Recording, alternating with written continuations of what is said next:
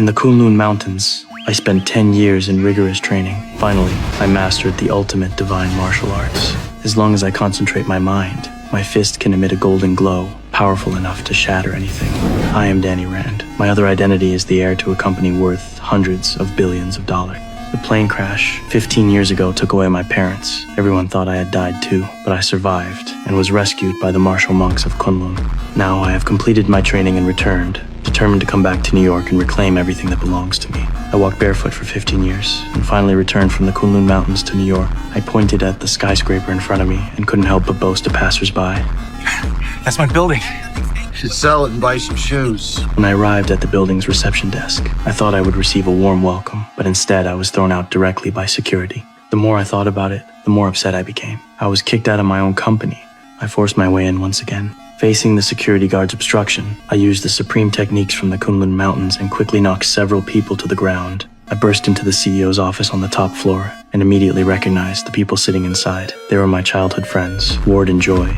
I kept telling them that I was Danny, but they treated me like a homeless man and didn't believe my identity at all, because the real Danny had already died in the plane crash 15 years ago.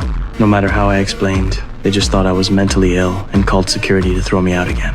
After leaving the company, I went to my former home. When no one was paying attention, I leaped up and climbed directly to the second floor.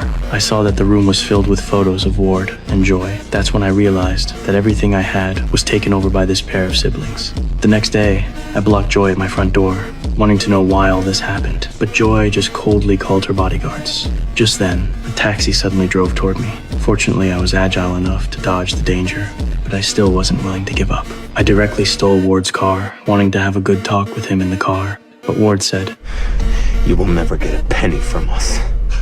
This sentence completely infuriated me. I drove the car straight to the rooftop and only stepped on the brakes at the last moment, nearly scaring Ward to death. Perhaps my crazy actions had an effect. Joy invited me to her office, wanting to have a proper talk with me. She poured me a glass of water, and I drank it without any suspicion. But before long, I felt my head buzzing and collapsed directly to the ground. When I woke up again, I found myself tied to a hospital bed inside a psychiatric hospital.